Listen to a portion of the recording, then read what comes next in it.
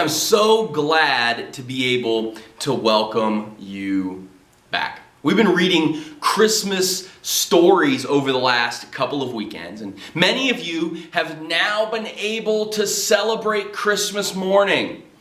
But, I don't know if you knew this or not, but Christmas isn't just over on Christmas Day.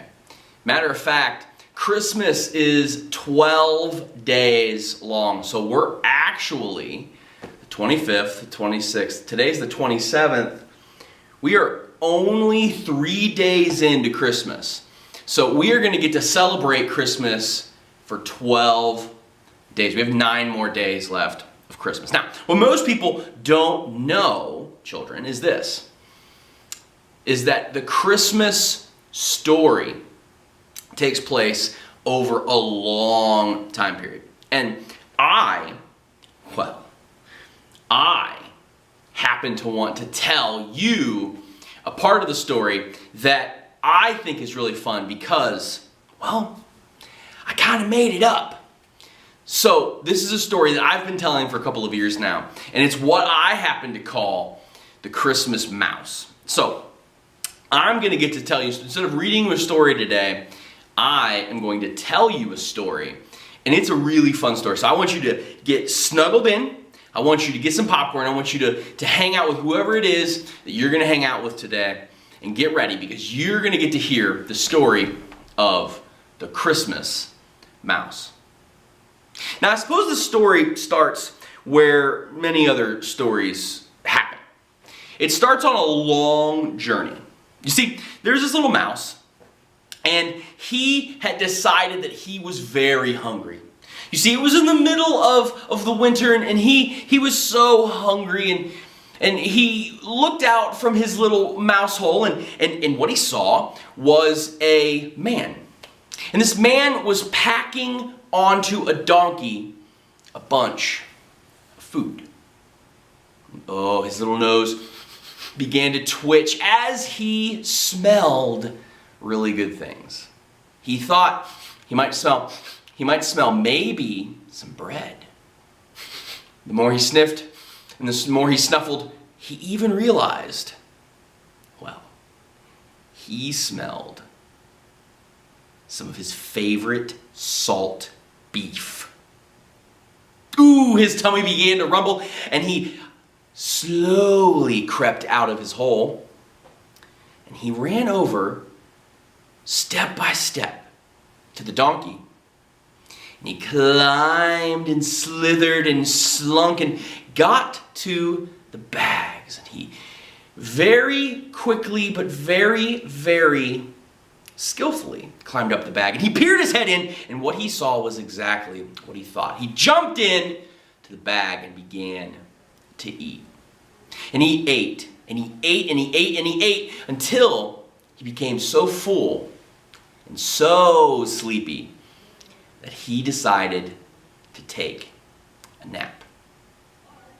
Now, this little mouse, he was very sleepy, and he was very, very full. And he slept, and he slept, and he slept away. He slept so much, he didn't even realize the donkey had begun to move again. And when the donkey woke up, when the donkey woke him up by braying, "Ee-yaw, ee-yaw," the mouse didn't know where he was anymore. He poked his head up out of the bag, and he realized with a fright, I'm not anywhere near home anymore, and I have no idea where I'm at. And he began to panic. Oh no, no, no! Where are my friends? What am I going to do? How am I going to get home? And he looked, and he realized that he was near a little inn. And so he jumped out of the bag, and he hit the ground running, and he rushed to the inn. It was crowded, full of people. And he began to creep around the tables, and he sniffed and he sniffed, and he began to smell more bread. You see, people were very hungry. They were celebrating a big feast, and he began to get pieces of the crust, and he got pieces of food that they had left fall to the floor. And he was so, so happy. He was so happy, in fact, that he walked outside and he curled up in a bush and he decided that he was going to go back to sleep.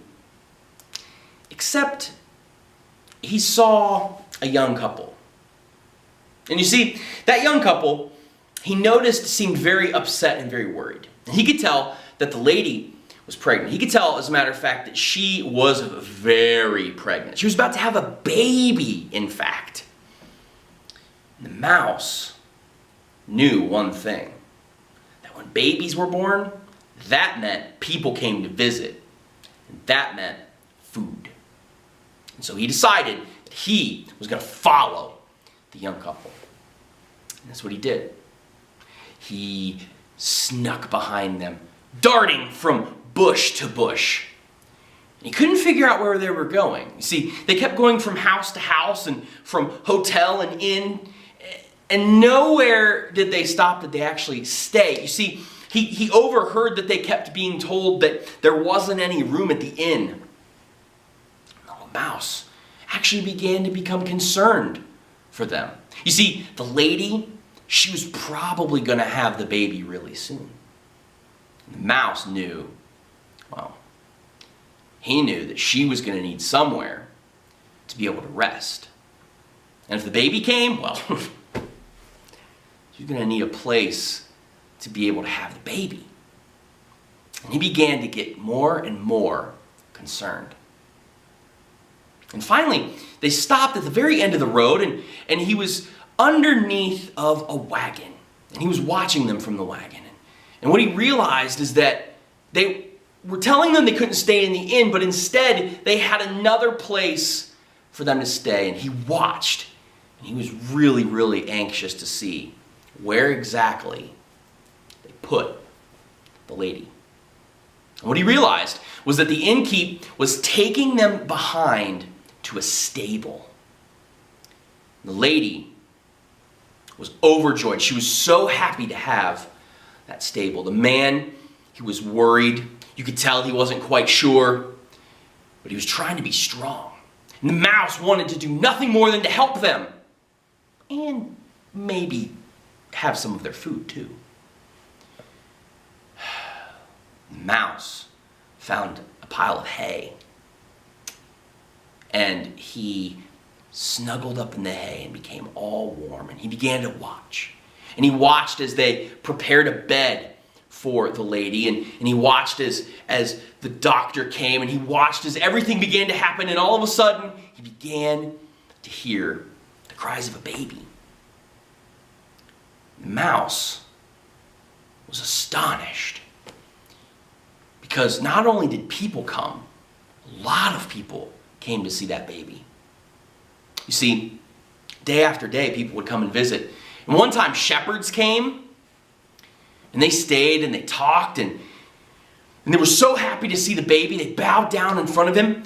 And then another time, there were these men who were very important looking. Matter of fact, they brought all sorts of really expensive gifts. They brought gold, and they brought frankincense, and they brought myrrh.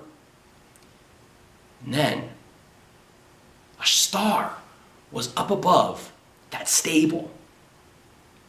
The mouse knew that the family had to be important for that type of people to be visiting. The mouse, he felt like it was his job. He felt like he felt like he had to do something. He had to in some way give a present to this baby, to the mom. And so the mouse thought. And he began to think through what he was going to do. He finally decided that he knew the lady would probably like best if she could have some of the bread that he had stolen from the kitchens of the inn just around the corner. And so he decided he was going to do it. And he snuck out of the stable. And he went to the inn and he waited all night. He watched as the bread fell onto the floor. Now, this wasn't just any person. This wasn't just any baby. He knew that he had to find something that was suited for a king. mouse waited. And at the last minute, he saw a single piece of unchewed on, untouched bread fall from the table, and it hit the floor. And he took that piece of bread and he brought it, that little mouse, and he worked and he worked and he worked and he drug it all the way into the stable, and he left it at the bottom of the manger that the baby was laying in. And he was so happy with himself.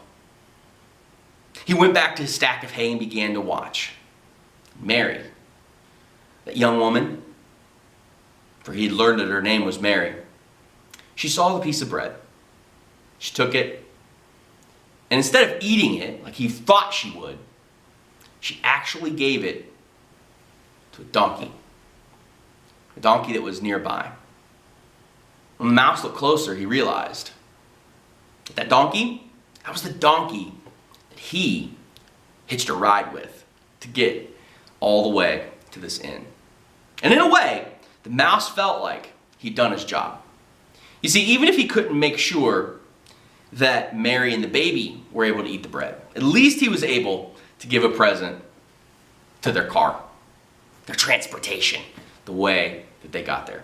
And the little mouse was so pleased with himself, he curled up and took a nap and thought about how he was going to get back home. That's my little story. I call it the Christmas mouse because it's a made-up character. But made-up characters sometimes teach us something that's really, really important.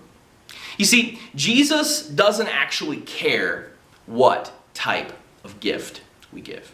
He doesn't really care about that. He doesn't care if we have lots of money. He doesn't care if we don't have any money. He doesn't care if we are part of the in group, the cool people. He doesn't even care if we have something that we're embarrassed of. You see, all that Jesus wants, all that he wants, is for us to bring him the very best that we have. And for some of us, including a mouse, that can mean something as simple as that little piece of bread that he offered up to Jesus. Now, I don't know about you children, but for me, the best way to be able to give Jesus something is to be able to love other people. It's just to love other people. So whether that's being nice to our brother or sister, if it's helping mom and dad, whatever it is, if you can love somebody really, really well over the rest of your Christmas break, that's going to be the best way for you to be able to give something to Jesus and tell him that you love him and you want to be his best friend forever. Now, I don't want you to miss another one of our stories. And as a matter of fact, our stories are not stopping here. They're not stopping here at all. As a matter of fact, we're going to continue doing our stories. They're going to not be Christmas stories anymore, obviously, because, well, unfortunately, Christmas time, well, it's over. But you're going to be able to continue to tune in every week at 7 p.m. to be able to hear me read or tell another story each week. And who knows, I might even have special guests come and read stories just for you. Now, if you never want to miss another episode, you're going to want to go and subscribe to our YouTube channel. You're going to want to follow our Paradise Kids Facebook group. If you do those two things, you will never, ever, ever, ever miss another one of our stories. So go ahead and do that. I am so happy to be able to spend some time with you tonight. I hope you enjoyed this story. Until next time, deuces.